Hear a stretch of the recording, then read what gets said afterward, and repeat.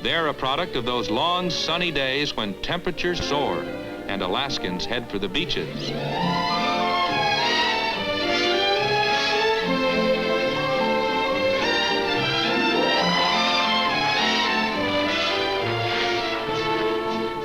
The sea has been generous here with its hordes of salmon, halibut, herring.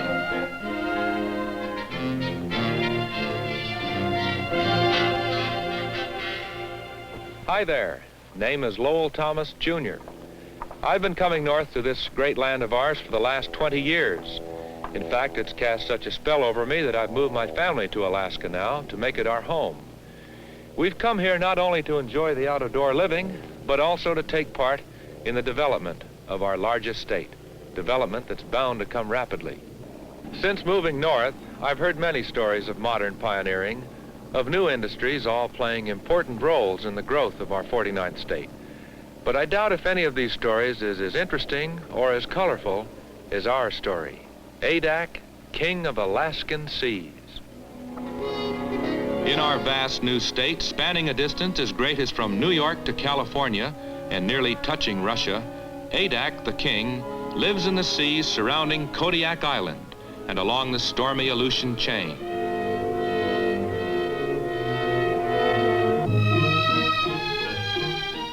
Our story opens in the tiny village of Afognak with fisherman Alfred Nelson and his children, typical descendants of those original inhabitants, the Aleuts, who are thought to have crossed over from Asia thousands of years ago. Some of the music you'll hear in this film is pure Aleut.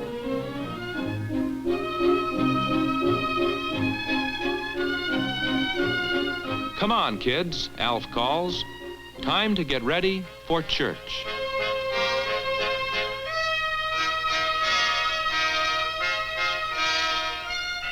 A Russian Orthodox church, reminding us that Russia controlled this land for more than a century, looting it of furs and forcing the Aleuts into slavery. Today is very special in Afognak, a wedding. Buddy Squartsoff to marry Annie Barastoff. And for us, it's a rare opportunity to witness the old traditions.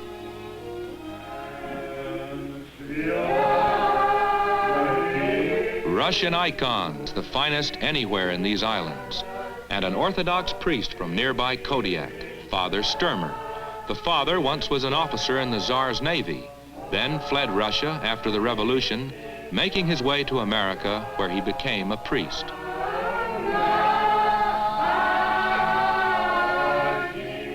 Father Sturmer conducts the wedding in English for the benefit of this new generation that no longer knows Russian.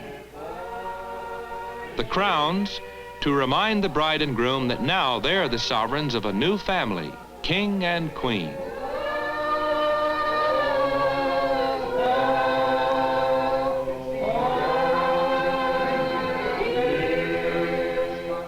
Blameless and without reproach unto ages of ages.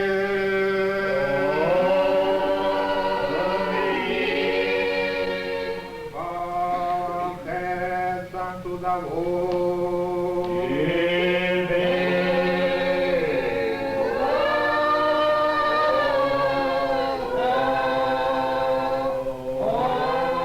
The wedding of Squartsoff to Barastoff seems to have reminded Alfred of his sovereign responsibilities, providing for his queen and family. So it's down to the sea, to his sturdy boat, where his crewman, Norm Bowen, is already on board.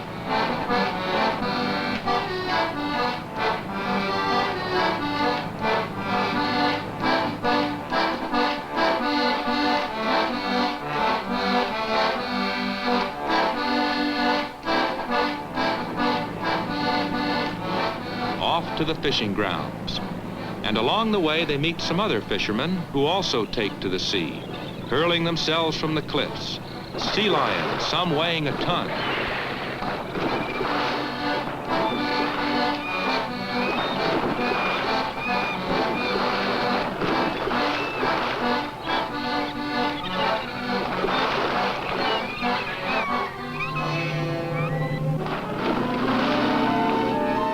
The little boat plows her way into Shelikof Strait, where there's always a sea running, it seems to Alf.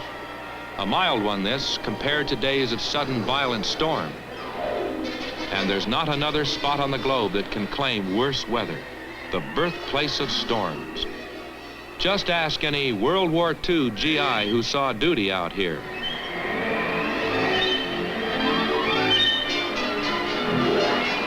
Man, that's coffee, fisherman's coffee.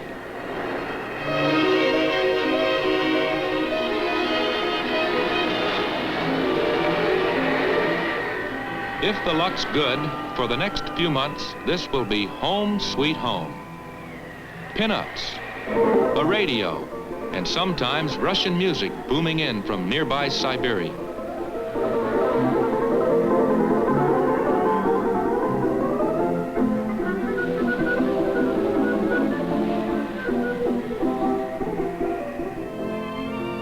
The sea calmer now.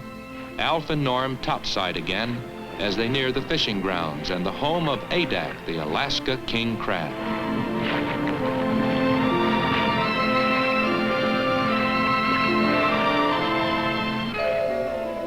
The king is the world's largest commercial shellfish, weighing up to 25 pounds with a span as much as 6 feet. This, by the way, is the first time he's ever made the movies underwater. Tiptoeing along the bottom, but watch out for those claws, powerful enough to break your finger. About half speed for Mr. Crab.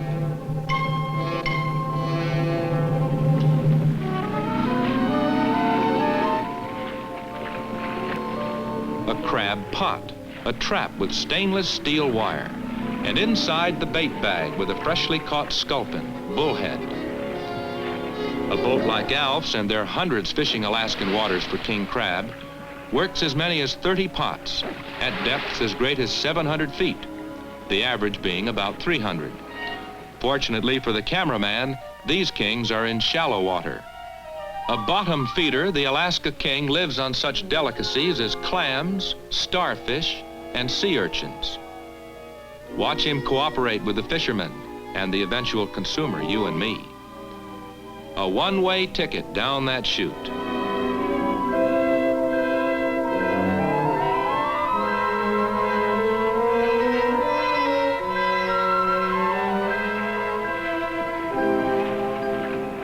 After a day or so, Alf and Norm pick their pots, wondering as always if they've hit one of those schools of thousands of king crabs that are known so far to graze only the depths of the northernmost Pacific. The king, strictly a frigid water creature.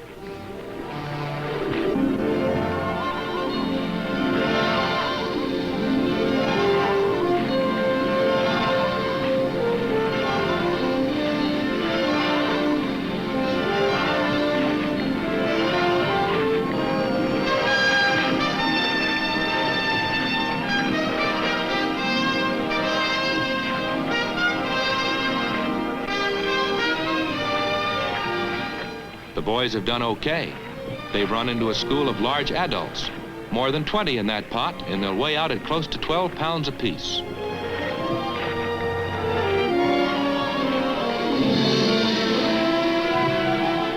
Alf and Norm wear heavy gloves, taking no chances with those claws, even though the tremendous change in pressure makes the crabs sluggish. All females are thrown back. They're identified by their stomachs and the egg pouches, which sometimes contain as many as 250,000 eggs. Also released, young males with body diameters less than 6.5 inches. A fish's eye view. By the way, the Alaska king who's wary of the pots may live to be a teenager. Usually he molts, sheds his shell once a year. Only that way can he grow.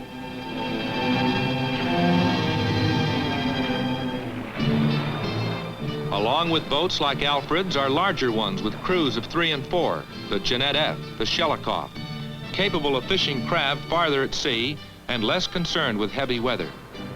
We're aboard the Shelikof now, far out on Alaska's continental shelf. Our skipper, Arnie Surwald. His crew winches in the trawl net after making a drag, which is another way of harvesting the Alaska king crab. The Shelikof uses both techniques, the pot and the trawl.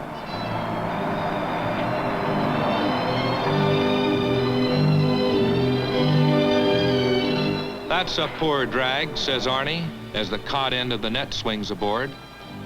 The few kings are tossed into the live tank, another advantage of the larger boats, where as many as 5,000 crabs can be kept alive for days. Trawling also provides bait for the pots, and sometimes a delicious halibut for the captain's table. Serving the larger boats is the Deep Sea, one of Wakefield Fisheries' processing ships, a floating factory where the Shelikof can unload her bulging tank. Captain Ben Journey of the Deep Sea weighs him up under the watchful eye of the Shelikof skipper, who's already mentally ringing up the cash register.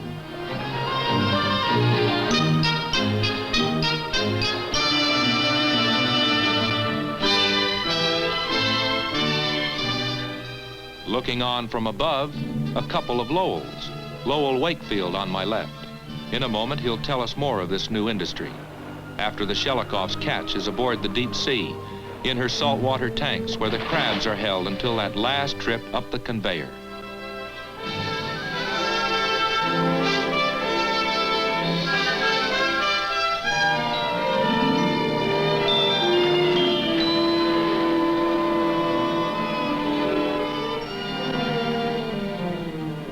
Lowell Wakefield is the president of Wakefield Fisheries. Now from one Lowell to another Lowell, and I hope you can tell which Lowell. Lowell, I guess you rate the title King of Kings, King of King Crabs at least. I understand that this industry, which you pioneered, has played a vital role in the development of our new state, Alaska. Lowell, I think you're being entirely too kind. It is true that the large-scale commercial exploitation of the Alaska king crab dates back to the launching of this good old ship Deep Sea in 1947. By the way, Lowell, what does the future hold for this industry? Lowell, this, I'm sure, is one of the bright spots of our great state of Alaska. I think that the king crab industry has a terrific future and a lot of special meaning because most of our traditional fisheries, the big ones for salmon and for halibut, are summertime fisheries. This one is a wintertime fishery, bringing in dollars to Alaska fishermen, processing workers, and business people at the time of year when we need it the most. Processing like we see it going on today here on the Deep Sea. Yes, that's right. The processing, of course, isn't always going on like it is today, because all fishing has its ups and downs, whether one is casting a fly in a trout stream in northern Minnesota or fishing for king crabs along the rugged Aleutians. You mean some days the crabs just don't bite, is that it? And some days the weather doesn't let us answer their bite. Ah, yes. We've all heard about other nations fishing these waters, Lowell. Does it pose any sort of a problem to you? Yes, Lowell, it does. The Japanese and the Russians both have big fleets, far bigger than ours, operating on the king crab grounds off the Alaska coast. The Japanese have been there for some years. We have a treaty with them, and it's possible to talk these things over and work out solutions as they advocated. So far, we have no way of talking to the Russians, and that is Alaska's big fishery problem in international affairs today. Part of each season, the Deep Sea operates in the midst of the big Japanese fleet, and we have operated amongst the Russian vessels. Also, we've been aboard in an attempt, as one fisherman to another, to find answers to some of these problems that we have been discussing.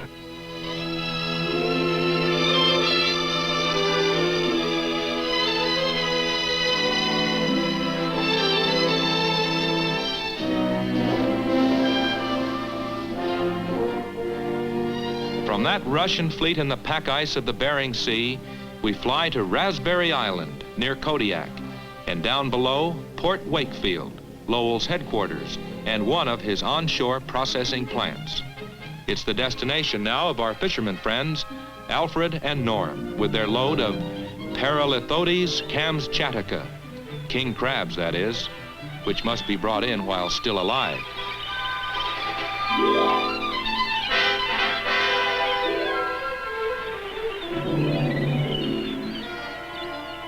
And what kind of a welcome do the boys get? Just a scolding for not coming sooner from the hungry gulls. In a good year, a little boat like Alf's can gross as much as $30,000 in this new Alaskan fishery.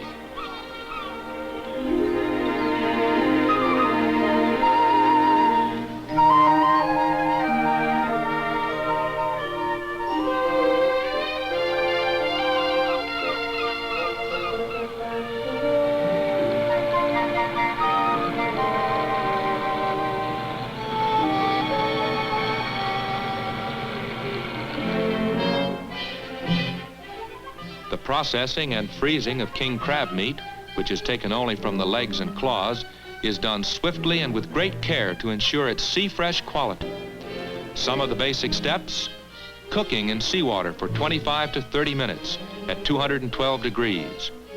The meat then is cooled quickly and taken in steel baskets to a room where the legs are sorted, trimmed, and scrubbed clean of any barnacles or dirt.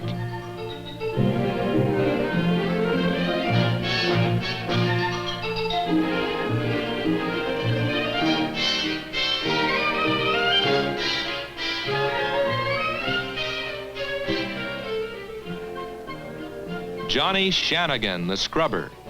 Well, his Aleut ancestors would have been flabbergasted to see this.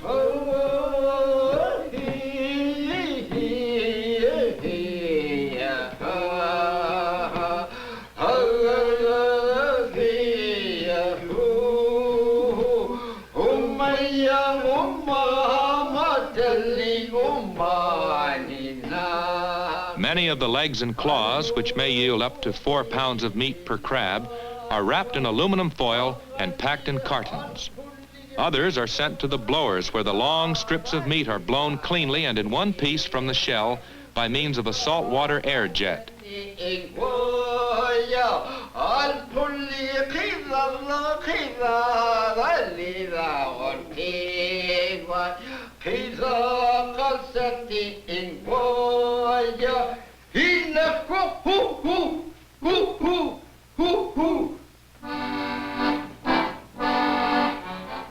Now the women take over, don't they always? Inspection and packing.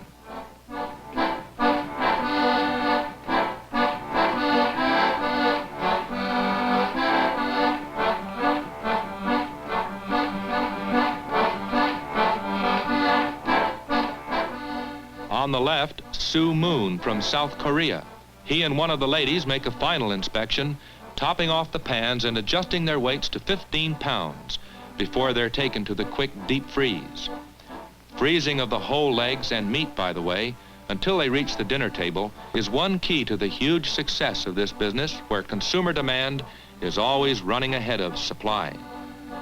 Close watch is kept by Howard Wakefield, Lowell's brother. Howard, superintendent of Port Wakefield. Each pan eventually is broken down and repacked in smaller retail packages, like this one. The company laboratory, where biologists work on quality control and product research. Guy Powell here at the moment, marine biologist with the Alaska Department of Fish and Game. Guy specializes in the king. He's studying a tagged crab brought in by our fishermen, one of thousands that have been tagged in order to study their growth and migratory habits. All part of Alaska's scientific approach to its fishing industry. Barnacles tell Guy that the crab hasn't molted this year. The tag, threaded through a mussel so it won't be lost during a molt, and it stays with the crab for life. This tag, 3 years old.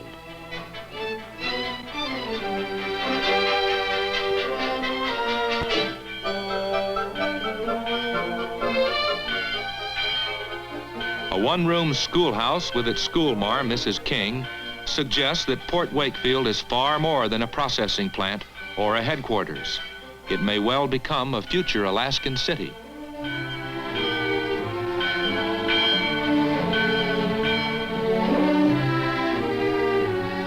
The second flag is Alaska's.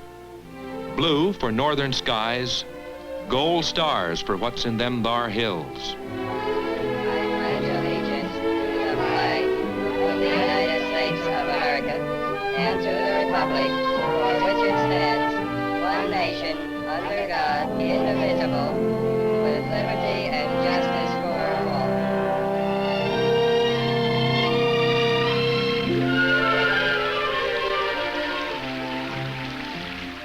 And how do the fellas spend their time when school's out? Bother these fishermen who take over the streams during the salmon runs.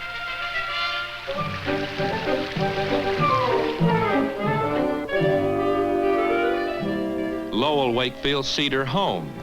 And what could make a better climax to our story about Alaska king crab than a feast with the pioneers of this growing industry? You guessed it, a crab feast. Our host's specialty, charcoal broiled legs. The legs split down the middle. There always seems to be a kibitzer at a time like this, and ours is Ralph Jones, Vice President of Wakefield Fisheries. Mrs. Howard Wakefield passes hubby a little teaser, a crab meat cocktail.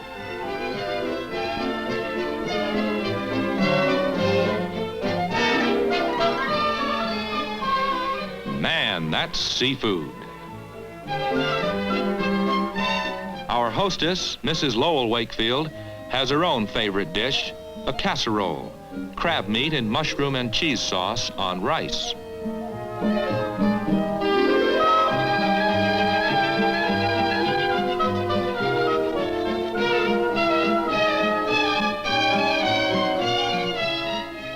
Crab claws with mayonnaise.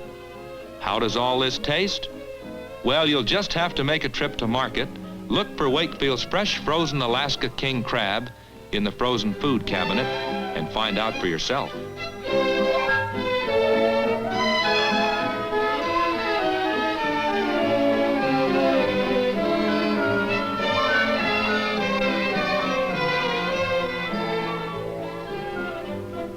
But no question how Danny Wakefield feels about it, or his pup Malarkey. A pretty fancy diet for a wire-haired dachshund, one he seldom has a chance to enjoy.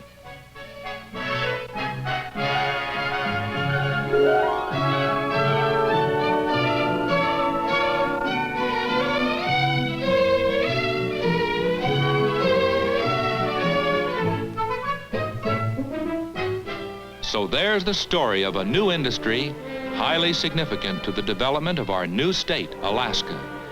An industry based on the world's largest commercial shellfish, the Alaska king crab. It's bringing new jobs, new income, and even a new way of life to the descendants of those earliest inhabitants of these rugged islands, the Aleuts, and doing the same for hundreds of other Alaskans too. An industry that is meeting the demands of those Americans everywhere who love the best in seafood. So long.